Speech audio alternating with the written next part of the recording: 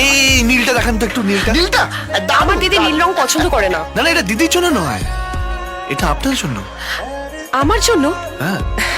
আমি শাড়ি পরি না। না না, এই শাড়িটা স্পেশালি, এই নীল শাড়িটা পরলে আপনাকে খুব ভালো দেখাবে।